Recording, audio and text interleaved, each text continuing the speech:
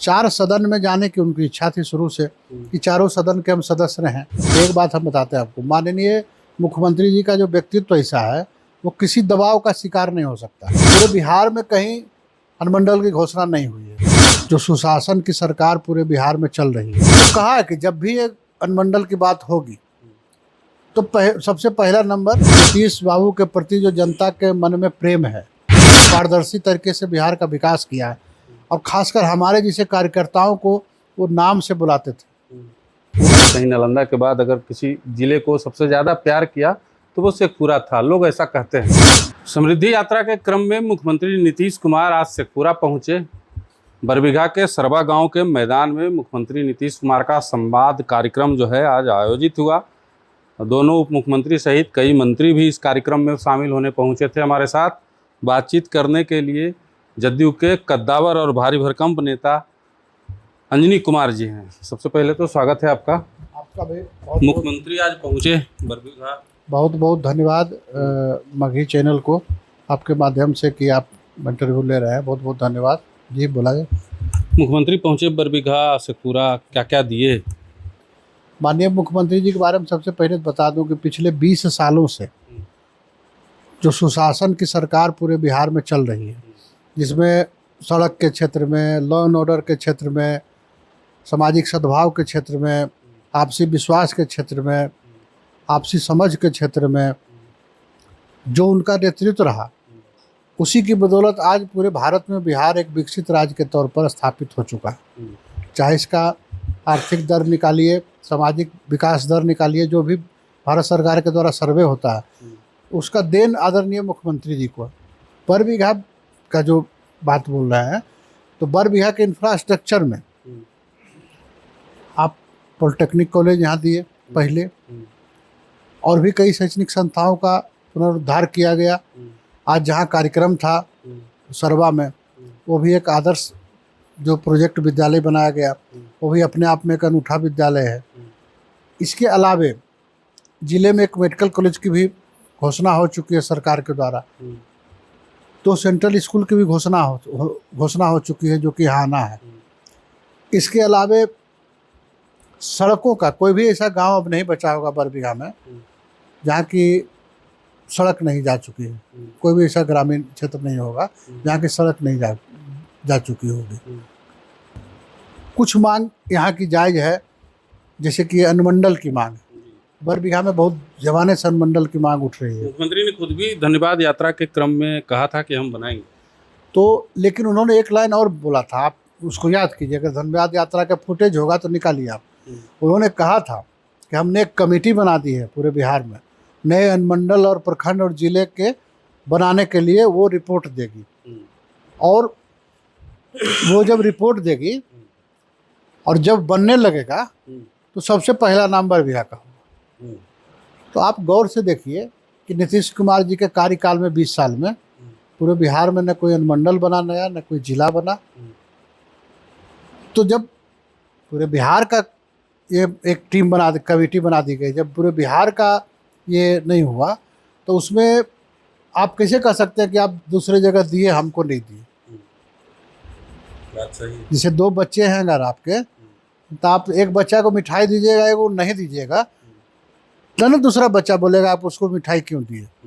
तो पूरे बिहार में कहीं अनुमंडल की घोषणा नहीं हुई है। तो उन्होंने कहा है कि जब भी एक अनुमंडल की बात होगी तो सबसे पहला नंबर बिहार केसरी, जो डॉक्टर श्री कृष्ण सिंह जी की जो जन्मभूमि है बरबीघा, उसको अनुमंडल बनाया जाएगा। अब तो मुख्यमंत्री जी नहीं रहेंगे, राज्यसभा के लिए नॉमिनेशन कर दिया है। कल परसों में मतलब फैसला आ जाएगा 16 तारीख को, उसके बाद राज्यसभा चले जाएंगे। अब देखिए, ये एनडीए को तय करना है और ये शीर्ष नेतृत्व को तय करना है।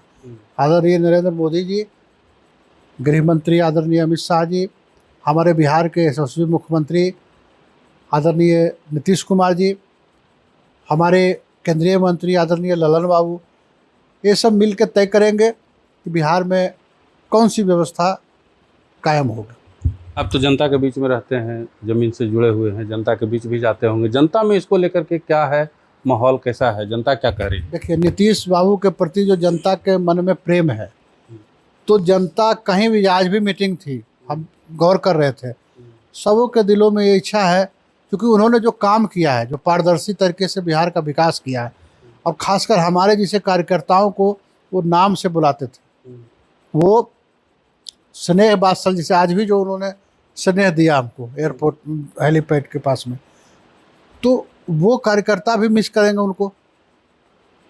और आम आदमी भी एक नेतृत्वकर्ता के लिए, एक सबल नेतृत्वकर्ता के रूप में उनको याद करता है, उनके स्नेहिल व्यक्तित्व को याद करता है, निष्पक्ष चरित्र को याद करता है। तो निश्चित रूप से अगर वो राज्यसभा जा रहे हैं, बिहार के मुख्यमंत्री पद वो छोड़ रहे हैं, तो जनता तो जरूर मिस करेगी, कार्यकर्ता भी मिस करेंगे। शेखपुरा को हमेशा मुख्यमंत्री नीतीश कुमार ने अपने दिल में रखा। कहीं न कहीं नालंदा के बाद अगर किसी जिले को सबसे ज़्यादा प्यार किया तो वो शेखपुरा था, लोग ऐसा कहते हैं। लेकिन क्या दूसरे आ जाएंगे तो शेखपुरा से उतना प्यार होगा उनको?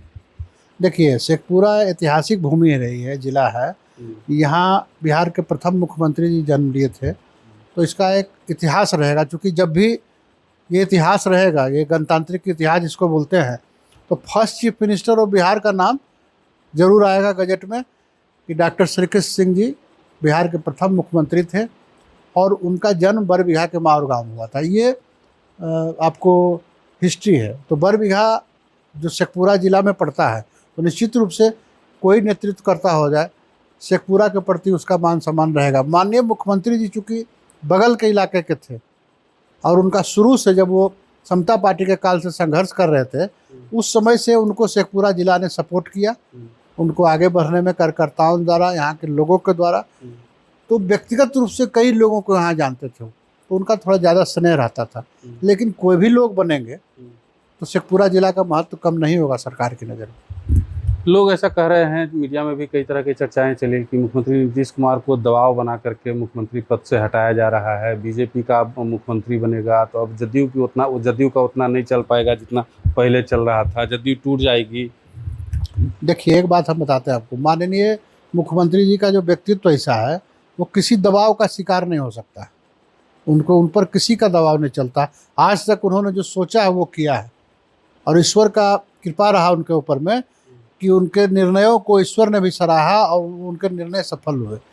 4 सदन में जाने की उनकी इच्छा थी शुरू से, कि चारों सदन के हम सदस्य रहें। हर राजनीतिक को ये इच्छा रहती है कि कम से कम 1 सदन नहीं, 2 सदन हो गया बहुत है। ईश्वर ने उनको मौका दिया, 3 सदन, विधान परिषद, विधानसभा, लोकसभा। राज्यसभा में रहने की उनकी बरसों पुरानी इच्छा थी। उन्होंने इच्छा जाहिर की पार्टी के वरिष्ठ साथियों के सामने, सभी ने अपनी सहमति दी, और वो आज राज्यसभा के लिए नामांकन किए, और हमको लगता है 2-4 दिन में उनका निर्विरोध निर्वाचन भी हो जाएगा। तो निश्चित रूप से कोई दबाव या ये नहीं है। अब एनडीए को तय करना है कि किसको मुख्यमंत्री पद के लिए रहना है, किसको नहीं। निशांत कुमार की पॉलिटिकल लॉन्चिंग की गई, क्या लगता है ये पॉलिटिकल दबाव था, कार्यकर्ताओं का दबाव था, या फिर जदयू में कोई भी नेता सक्षम नहीं थे जदयू पार्टी को संभालने के लिए? देखिए, एक बात बताते हैं आपको कि ऐसा बात नहीं है कि जदयू में सक्षम लोगों की कमी है। जदयू में सक्षम लोग भरे पड़े हैं, लेकिन एक लेगेसी होता है। लेगेसी का मतलब कि किसी बड़े नेता का, किसी बड़े वटवृक्ष का। तो निश्चित रूप से निशांत जी उस बड़े वटवृक्ष की कोपल से पैदा हुए। जैसे बाघ का बेटा कभी गीदड़ नहीं हो सकता, उसमें बाघ का जीन जरूर रहेगा। तो आदरणीय नीतीश कुमार के वो पुत्र हैं, सामाजिक जीवन में उनकी रुचि है, बहुत व्यवहारिक हैं, विनम्र हैं, और व्यवहार कुशल भी हैं। सामाजिक जीवन में जितने जदयू के कार्यकर्ता थे, सभी लोग चाहते थे कि निशांत जी आए और पार्टी को नीतीश बाबू के बाद या उनके रहते हुए वो भी पार्टी के लिए काम करें। तो निश्चित रूप से उनका आना हम लोग स्वागत करते हैं, और पार्टी के युवा कार्यकर्ताओं को एक दिशा मिलेगी, और जो वरिष्ठ साथी हैं उनका मार्गदर्शन निशांत जी को मिलेगा। नेताजी, 21 साल शासन आपकी पार्टी ने परिवारवाद के नाम पे किया बिहार में, इसको कैसे डिफेंड कीजिएगा? ये नीतीश जी का फैसला नहीं है। आप जिन पार्टियों के बारे में बोल रहे हैं परिवारवाद के बारे में, तो वो परिवारवाद थोपा गया है, ये थोपा हुआ नहीं है, ये कार्यकर्ताओं के द्वारा स्वतः स्फूर्त है, ये कार्यकर्ताओं के डिमांड पर है।